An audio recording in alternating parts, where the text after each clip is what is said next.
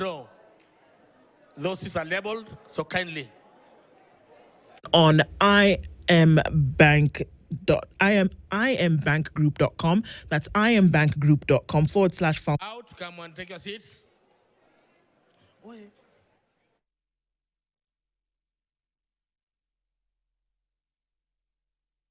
The bottom line and how to make it even better. And I&M Bank says that, do you need capital to grow? Well, we got your back. I&M Bank is powering your hustle with the I&M Solo Biz account. Now, you can equally just lower your costs with free bank to M-Pesa and Airtel money transfers. You can receive customer payments easily with the Lipa na I&M. But there's more. Need to restock? Use Jazza Stock. Fulfilling a big order, get LPO financing. Plus, access unsecured business loans of up to 5 million shillings. Stop just running your business, start growing it. Open your individual or solo biz account today via I&M Bank OTG app. Fantastic. And we, as we normally do, get into the youth perspective at this hour on Friday. And there's so much happening, and of course we talk about how the word youth and has been thrown about without us really realizing what it is that we do. So having those conversations necessary for us to do. And as we get into a final conversation this week on the Situation Room, Francis Joroge, Head of Public Policy, IC Law LLP, you'll tell us what that is in just a minute, as well as CPA Brian Nabiswa, who is a finance consultant, are in the hot seats of the Situation Room this morning. Gentlemen, good morning both. Good morning. Good morning. Good morning. Karibu sana. Sante. We're looking into these conversations. There are many things that have been happening in rapid succession over the last 24 to 12 months. And we're going to go into some of those and look at the place where the country is today. Before we do that, Dennis is going to welcome you with today's proverb from Uganda. And we would like to hear a perspective on that. Yes, Uganda, also known as the Pearl of Africa, and it is a country with many firsts. It is a country that harbors over 50% of the world's gorillas, has Africa's largest mountain ranges, which is the Rwenzori. I know that because for a fact I was in a Rwenzori dome in Anderson's High School in Eldoret. But then again, also it has rich biodiversity. Talk about their Big Five and whatnot. They are there, and it's also a source of River Nile. So you would say countries like Egypt, which depend on River Nile, equally depend on Uganda to take care of the source of River Nile. And our proverb today: a bird will always use the feathers of another bird to build its nest. A bird will always use the feathers of another bird to build its nest. Tunaanza na wakili. What do you make of that? Thank you, Dennis and Lou, for welcoming me today. I think when you say a bird will use the feathers of another bird to build its nest, it's about that you cannot do everything on your own. At a certain point, you require some form of help or assistance from another person or a colleague, and this is why it's important to mix synergies where you cannot complete a task on your own. That's what I think it means. Okay. Yes. Thank you very much, Andu and Dennis. And I'm happy this morning to make my debut on the Situation Room. About the proverb, to me, it's all about teamwork. And a bird needing another bird's feather to make a nest. It's all about we as the people. We need one another for us to prosper in whatever we do. There you go. Yeah. You need somebody else. You can't do it alone. That maybe what somebody doesn't have use for at this time, or even if some we give a little bit of their self, it goes towards a good goal, and that we can actually take advantage of that in a good way, of course. All right, so the word youth has been used by progressive, non-progressive governments for the longest time. And the huge responsibility, whether it is on productivity or whether it is on growing the economy, huge responsibility have been put on the shoulders of this age demographic for the longest time. Now, when we want to domicile things in Kenya for the purposes of this conversation, the youth has now almost been a buzzword. It's like, okay, we need to do something. And while we're making, considerations for this thing, we must throw in youth, because if we don't, then we will not be on the right side of rain. See where I'm going? It has become a thing whereby we say, okay, we've created this menu, but if we don't put youth into it, then it's not going to be worth it. So let's throw in youth without realizing what exactly it is that we are saying. Until last year, whereby this large percentage of the population was directly involved in what was going to be governance and how you were going to shape it moving forward. And I'm talking about the anti-finance bill protests that took place. The majority of those who were seen on the street were young people. This number that we are being told about, 70% of Kenya's population being between the age of 18 and 35, etc., even some cases going up until 45, then was front and center in the reality of governance. And then the conversation was, hang on, we can't just talk about them as though they're a number over here. We have to involve them in the conversations that we have towards governance. We saw this happen. But at the same time, in some areas, they're being seen as a nuisance.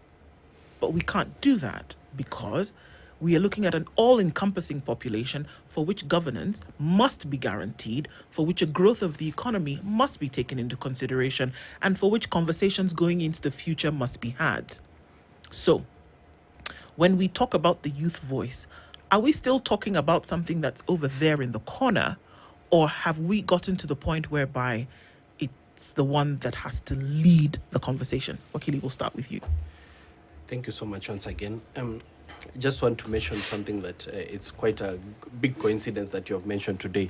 You spoke about I&M Foundation, and I was part of the beneficiaries a few years ago, and they paid for all my undergraduate fees. There you go. Yeah, so when you talk about the youth, you start with the people who are making an impact in the lives of the youth in Kenya. Absolutely. Yeah, so going into the political landscape, we have seen 2 years ago, I worked for an international organization. At the time, the only country that people thought there'll be a problem with the youth is Uganda, because Uganda has the youngest youth population. I think the average age of a Ugandan is around maybe 23, 24, as compared to the rest of the world, whereby you'll find the youth averagely at 27, 28.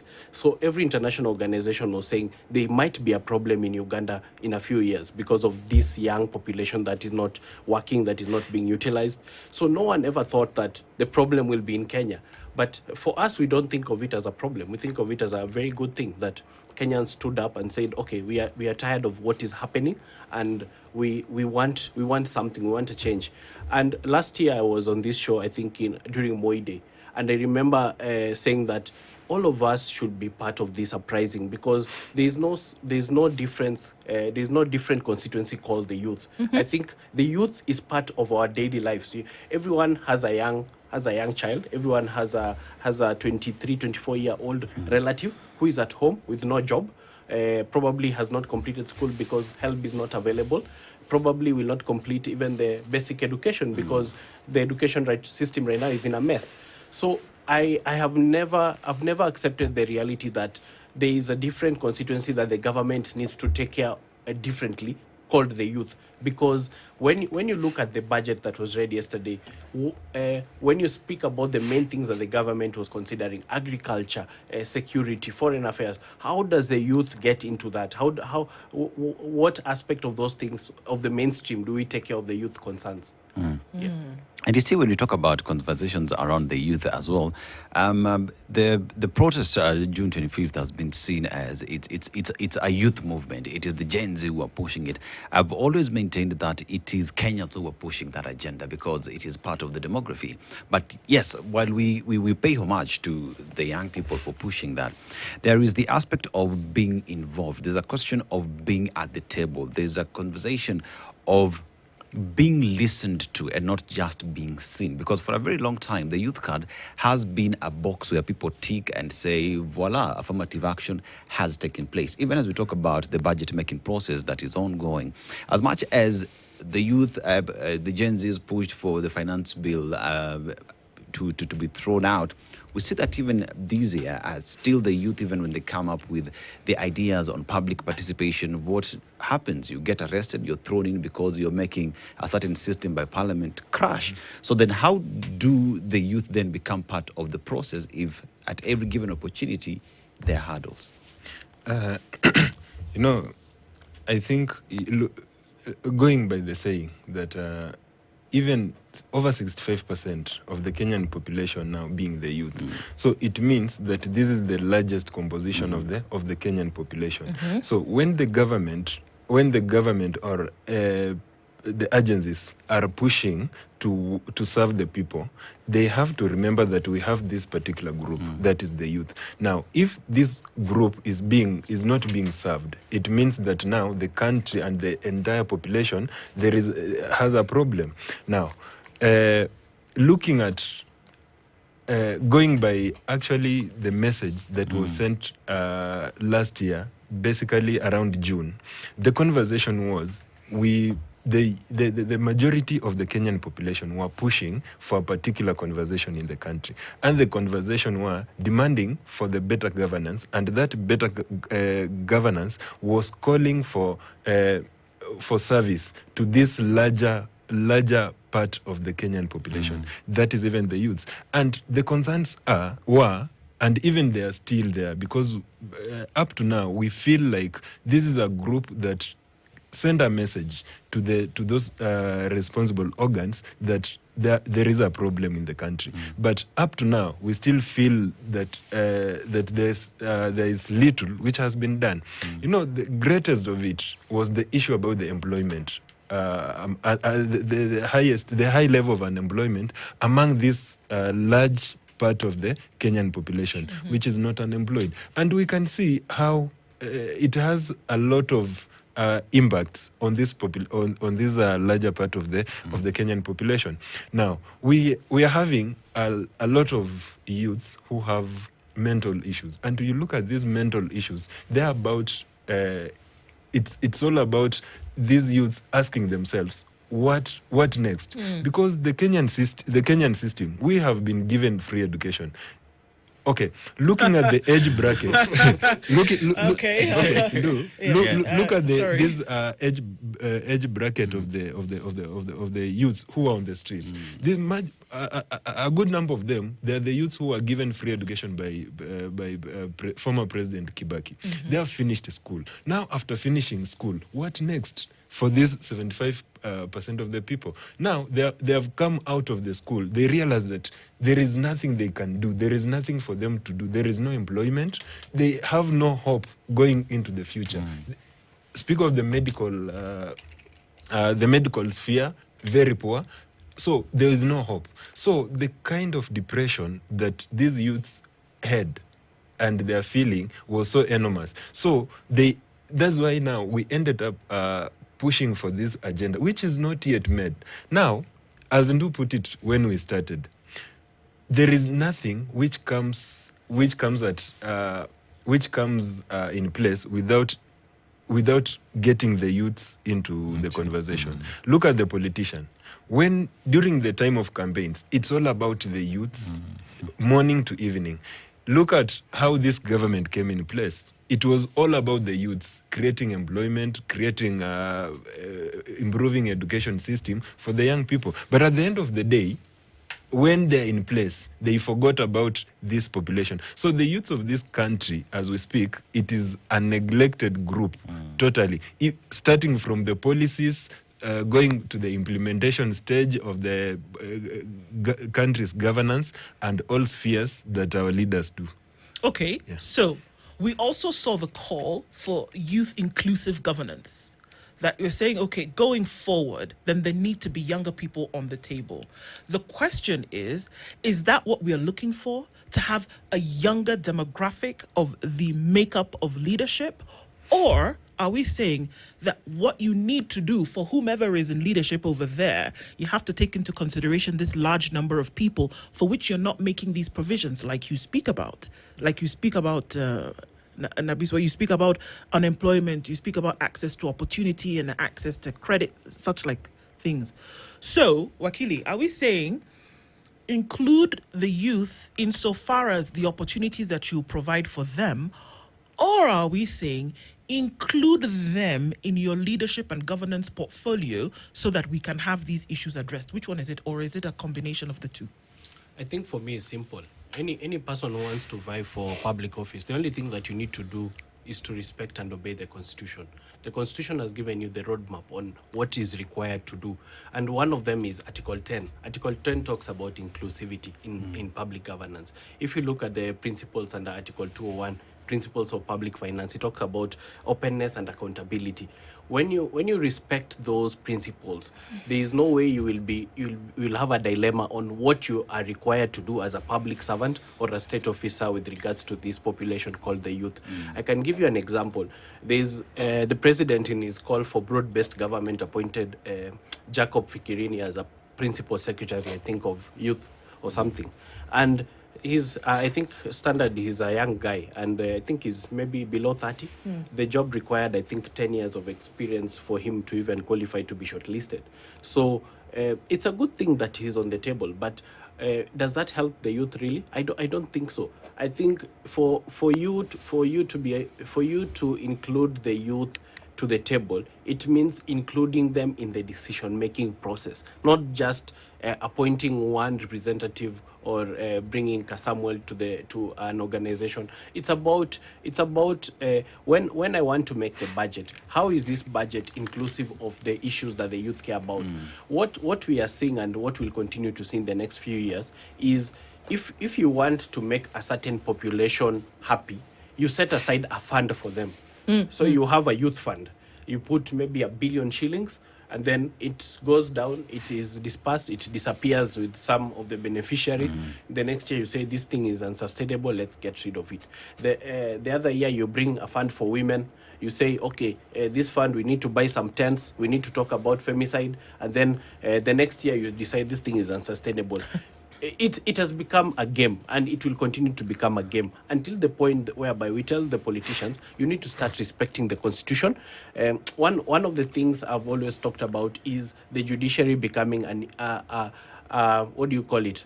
Part of this game. One of the things that happened when this government came into power was that there are people who went to court to challenge the Hustler Fund, and until today that case has not been heard. So one of the things that people have challenged the Hustler Fund for is that the fund is unsustainable. And we are basically 1,000 days after the president was sworn in, and we have seen 5 billion has been lost. Basically, the president has lost 5 billion. If that was a private organization, that man will have been flogged in public. So the question that the president is coming up with a fund for everything that he discovers the youth are suffering from. Tomorrow there'll be a fund for rehab. The other day there'll be a fund for something. That is basically playing games with Kenyans. And you see, we talk about solutions and the funds that are being put in place and whatnot, yet we recognize the fact that the country where we are at the moment, all that is needed is, because the president himself said we will invest more on what? Input, manufacturing and whatnot. And you look at what that would do to a population of the young people that, Brian, you say are unemployed, and that would open opportunities for young people to find a meaningful employment, because that is also one of the ticket items that Kenyans went to the streets to complain about. But as we sit today, it is a Hustler Fund. Questions around it, like you've rightfully said, the matter is still in court, and 5 billion is lost. Young people pushing for proper accountability, and no one really seems to care.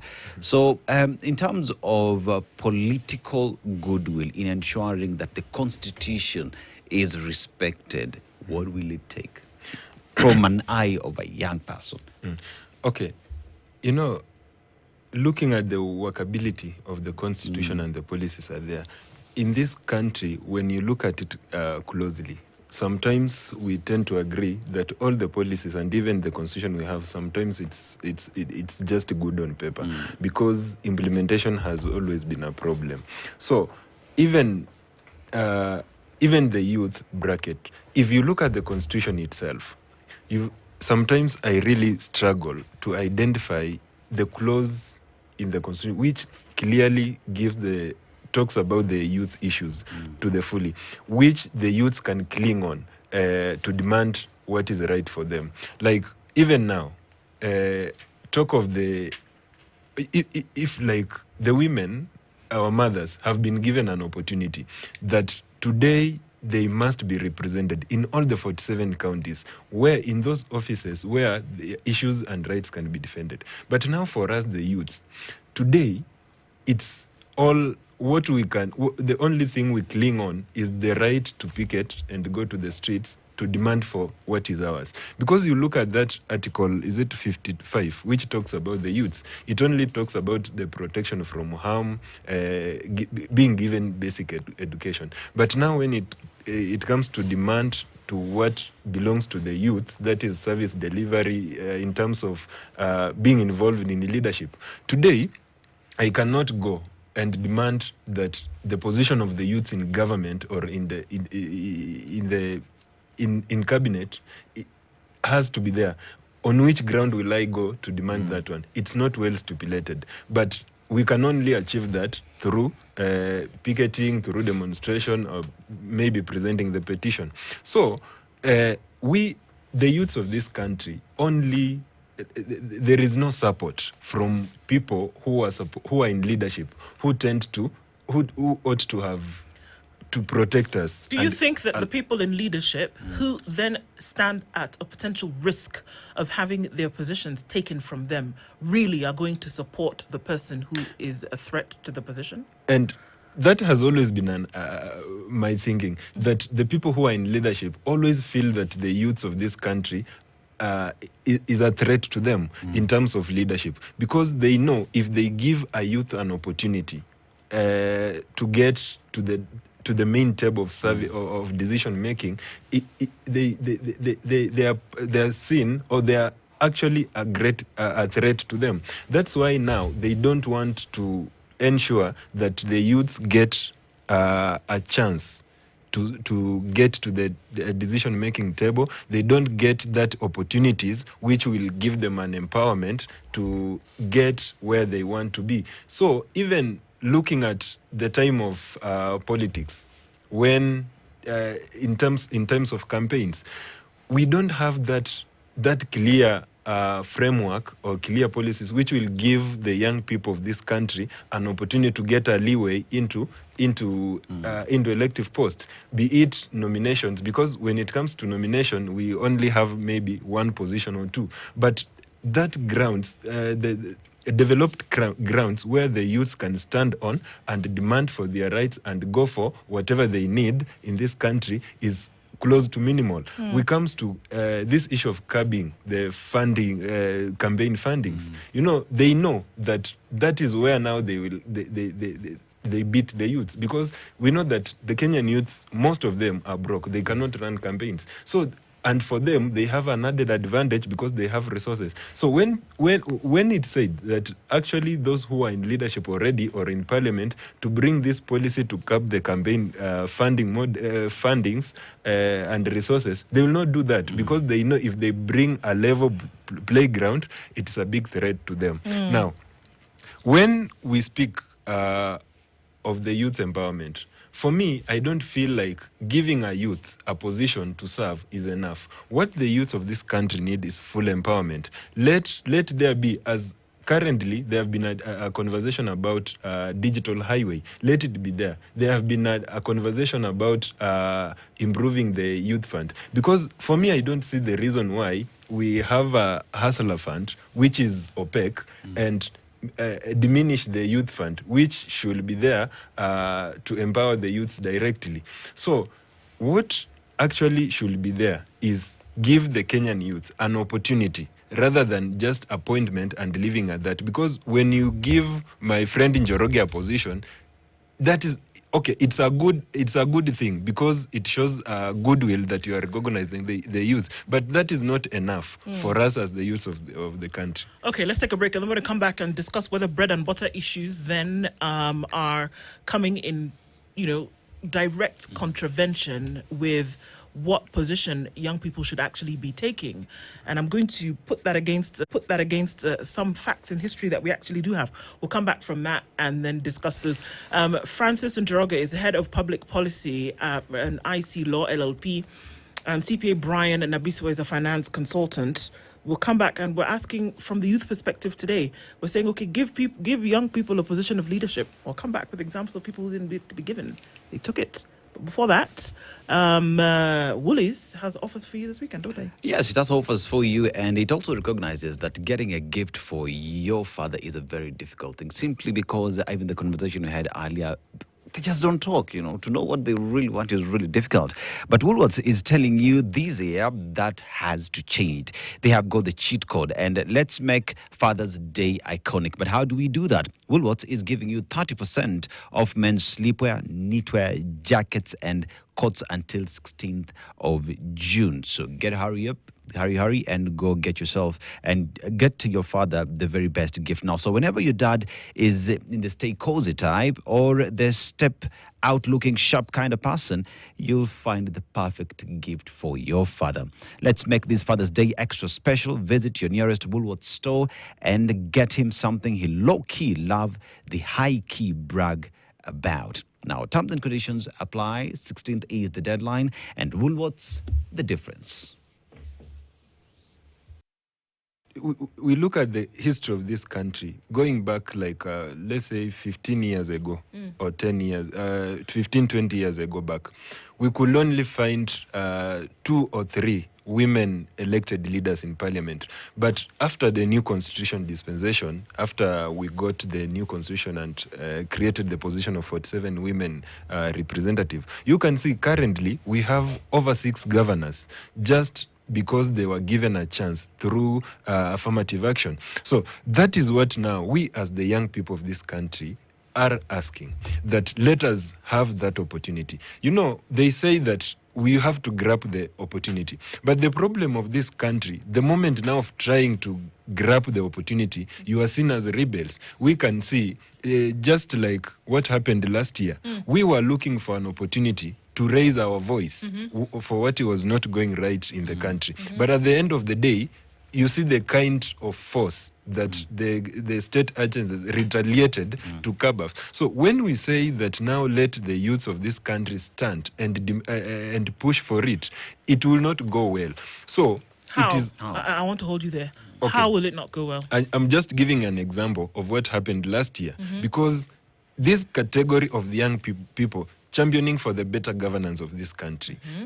We saw what happened, how the police forces tried to curb it, because the only opportunity, the only chance that this country, the young people have to push for their rights is through demonstration. We also saw a situation where young people, having been given an opportunity to stand, then were also compromised and made decisions about which direction that they were going to go. So can those two sides share the same platform?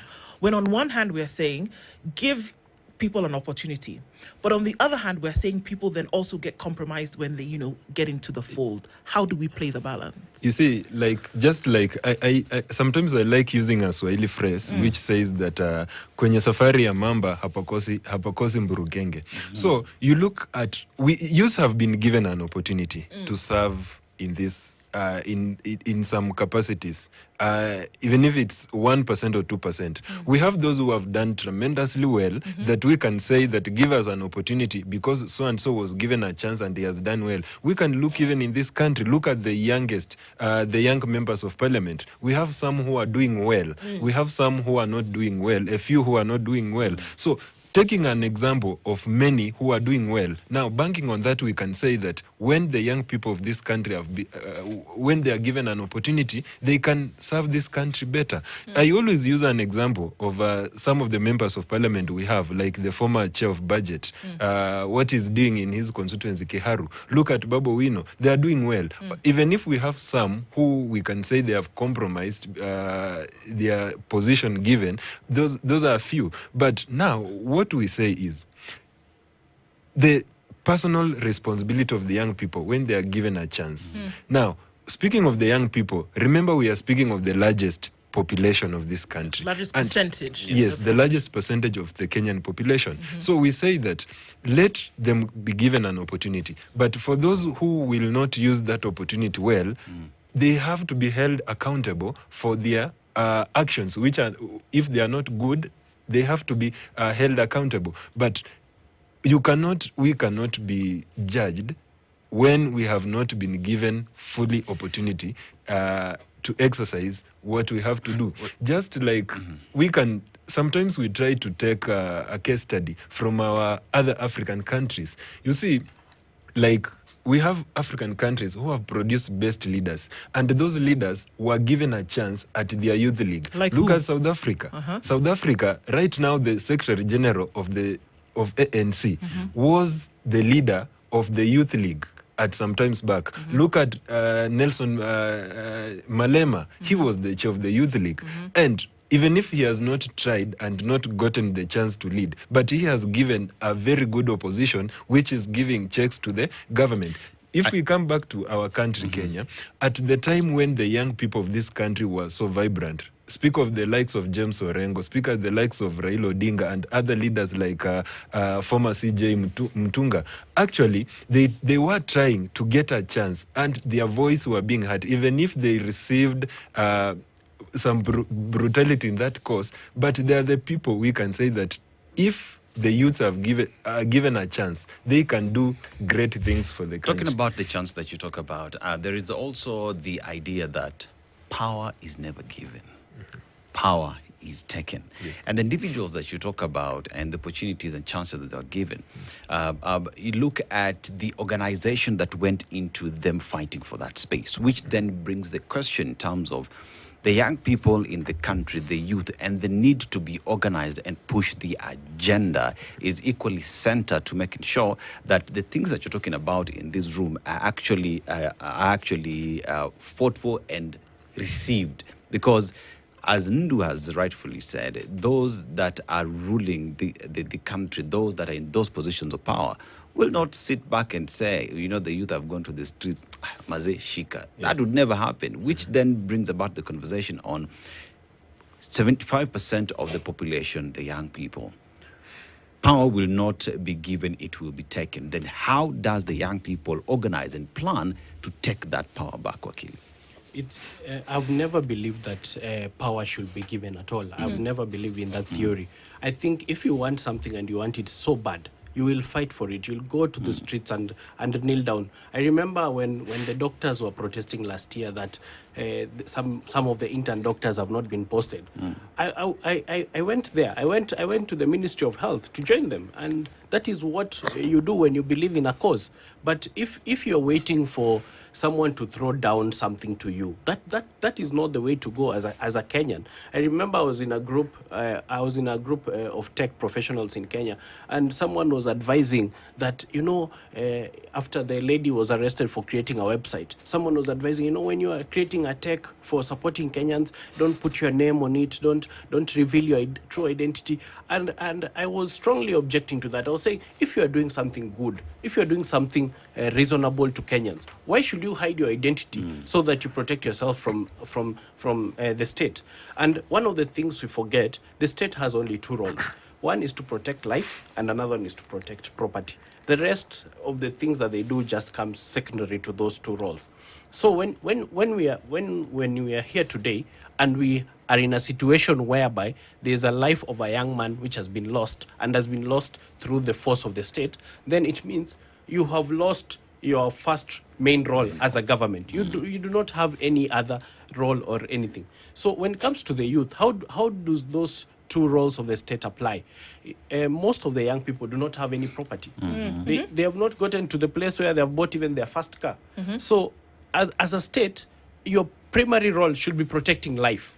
But what we are saying today is that already, even without going deep into the newspaper, apart from the late Albert Ojwang, there's a lady who lost a child in Nyandarua, in a police cell. So if the state is going to tell us the police cell walls have killed these two lives, then we as the youth do not have an opportunity. Even we cannot even reach to the point where we're asking for leadership because we are not even alive. So my main point today is that if you're going for public office, if you're going to state office, just ensure that you can protect life and property. And how does it even apply to the presidency of William Ruto? And we had the budget, and one of the things I have a problem with the president is, yes, you have a nice budget, it's colorful, it's 4.2 trillion shillings. It looks really good, the numbers look very well, but how does it affect the common mwananchi? And I'll give you an example. There's a governor, I think, was it Samburu, a former governor of Samburu, who was arrested and I think he was sentenced to jail, I think for around 30 years, for diverting the county funds to his own petrol station. But when it comes to the national budget, we don't care. We are like, the president can do whatever he wants. So, for instance, if the president diverts, if there is a parastatal that is holding a hospitality gig, and they decide to divert that money to the president's own hotel, why don't we speak about it at the same length we spoke about the governor? If the president decides to divert all the advertisements in all the media houses to his own national newspaper, why don't we talk about those things? I think it has reached a point.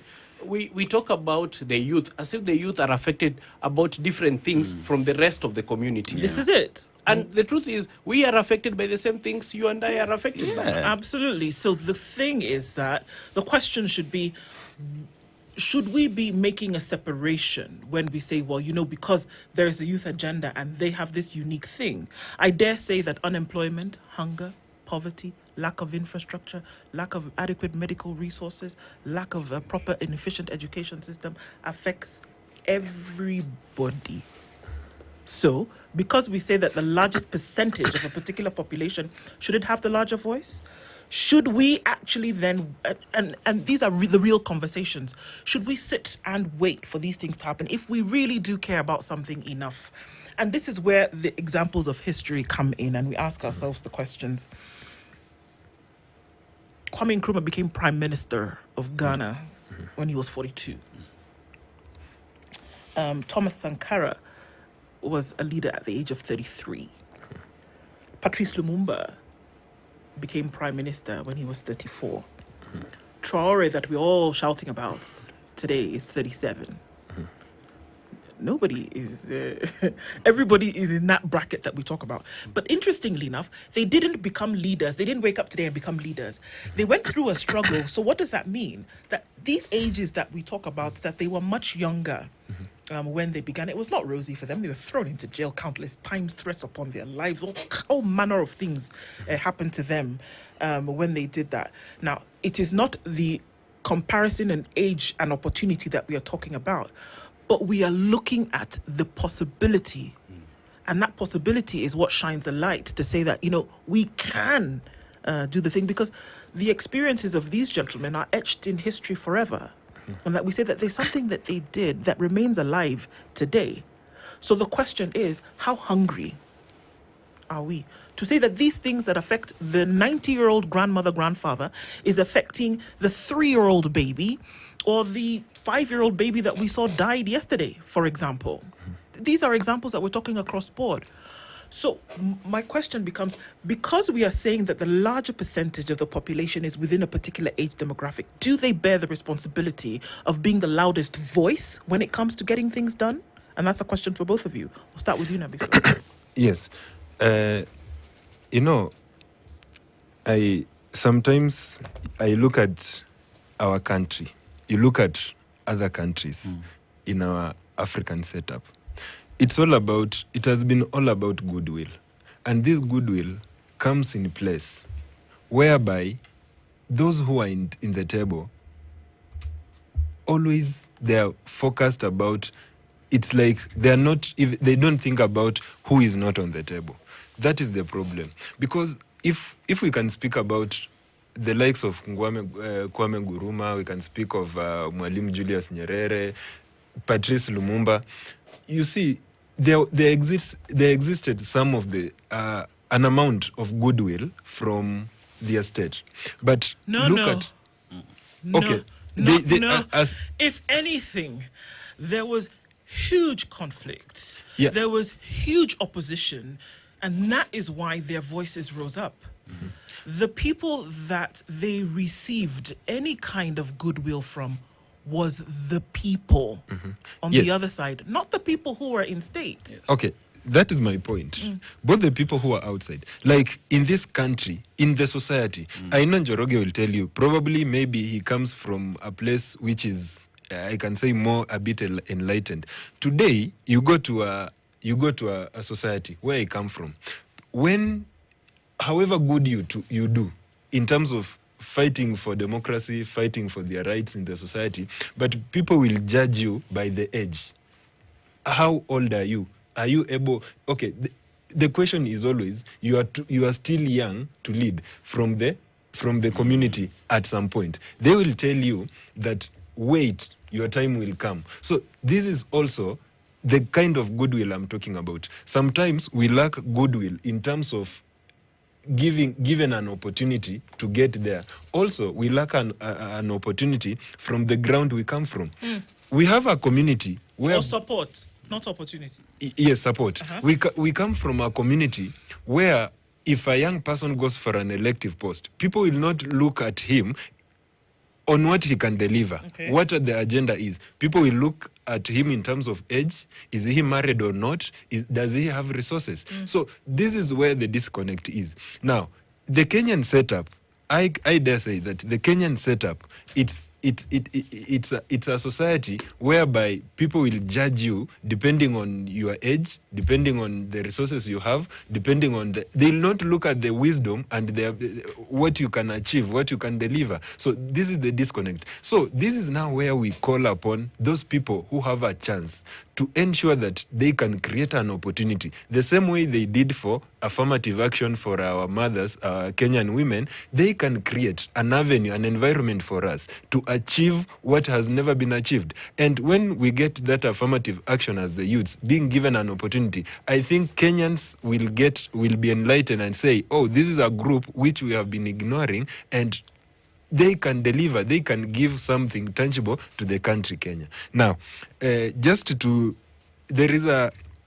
conversation which is always there, that power is taken. You know, I can look in this country, our country, Kenya, I can look at it in two perspectives. We have a religious ground, and we can talk about the Kenyan ground. Now, on a religious ground, power is taken is whereby you showcase what you can do through struggle, and then at the end of it, you can take it. But now in the Kenyan setup, when someone says power is taken, it means that taking by force. Because we have seen instances where the Kenyan election has been rigged, and the conversation is power is taken. So it means you take by force through rigging, through all manner of dubious ways. So now if we say that the Kenyan youth to stand on the ground that power is taken, it becomes a problem, because one, you cannot take power in Kenya. That is taking through dubious means, by force, because you don't have resources to get those people who will assist you to get. So it's a good phrase that power is taken, but in the Kenyan setup, I don't think that it works. Can't the youth take advantage of the numbers that they have and finally say, because of the numbers that we have, because we are the majority, and therefore, whether we like it or not, we are taking this power? We're not saying through extra constitutional means, but taking advantage of the numbers that are there, the youth to organize themselves and say, we are taking this power because we've tried to push the normal way. It is not working. And the only way for some sense to get in is for us to go for these elective positions and ensure that we take power. Is that something that can be done in this country? You know, my colleague here is saying power cannot be taken, you know, and I'm asking why not? Why not? Yeah, Colin, asking the president to resign is not an extra constitutional means. Yeah. It is something contemplated under the constitution, that at some point you can get tired of the man and tell him, you do not make sense at all, so go home, go back to Sugoi. And for a fact, I'm not from an enlightened place, I'm from Eldoret. Which is, Oh boy. okay. I'm part of the constituency that voted for the president. Yeah. So it means I'm also suffering from something. Yeah. So one of the things, and Ndo pointed it out, is there's something we call policy incoherence in government. And when my friend here speaks about free education, I think you have hosted so many panelists who have spoken to you and told you free education is just a mirage. It's just a name. If you dig down and you realize the amount of contribution the country gives to education is very minimal. For instance, I think I visited a school here in Isili, and the amount the school is given by government per child for the staff, what do you call them? The non-teaching staff, is 6 shillings per child.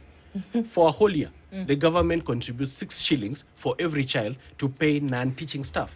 So when you dig deeper, everything that the government tells you that they have done is such a mirage. So another issue you look at that is quite affecting the youth, and which is being used as a tool to pull the youth towards the government, is housing. So this government is telling you, we cannot afford to build a road from Nairobi to Nakuru. It has not even gotten to 300 kilometers. The government is telling you, we cannot do that. We need private financing. We need to toll that road for us to make money. But the same government comes to you on the other hand and tells you, okay, we can afford to build you a house, we can afford to build you markets, we can afford to do all these other things. So you're asking them, why do you have such a policy incoherence that, one, you cannot do your job, but you want to do our job for us, and you'll do it better than us. So I think we have a very confused government, and the youth went to the streets last year not because they were dissatisfied with the government at large. It's because the government was not making sense, and it's a good thing to tell the government, you are not making sense, let us help you to make sense for you. So I don't think we should sit down and wait for the government to tell us that it's our time to take power. I think the youth should go back to the streets. That's the only cure to this problem. You know, the average age of a member of parliament today is 48 years old. You know, that goes to tell you that individuals who are there are relatively just off the youth bracket. And the only thing is the decisions that have been made on a personal level have not gone into helping the situation even better. Perhaps it's a conversation on being organized, being intentional, and changing the situation. Because if the youth don't do it for themselves, who's going to do it? You see, the problem is, you know, the amount of, let me put it this way, the level of poverty among the youths, the Kenyan youths, is so high, such that during the electioneering period, whereby actually the youths have a chance, they have an opportunity to say that we can stand for our own because we are the majority. But the problem is, now these youths will turn up going for the candidate who is the highest bidder. And this candidate who is the highest bidder definitely is not the youths, because it doesn't have resources. And you see, even right now, even the conversation that has been there, that the Gen Z factor will play high in the coming election. But now it's really slowly shifting away, because you look at the current opposition formation, the larger composition of their meetings, they're the Gen Zs and the young people. Where is now that conversation whereby we said we will not support these older people who have failed this country, but we will stand for ourselves. So the level of poverty amongst the youths is the greatest undoing that we shift to support the people who are not supposed to be in power. Question then is, what does the nation want? And what does this large demographic upon which responsibility is placed, what do we actually want? And I think we can continue to have conversations to answer that question. Thank you, both of you, for being here this morning. Francis Njoroge is the head of public policy, IC Law LLP, and CPA Brian Nabiswa, finance consultant. We've been having a conversation on the youth perspective this morning, conversations that cannot stop. It's been a heavy week, folks, and from all indications, the next coming days will be just so. We'll be here to continue in this discourse, and thank you for keeping it the Situation Room this week. Getting into the weekend, have a lovely one. Take care of yourselves and of each other. Good morning at 10:01.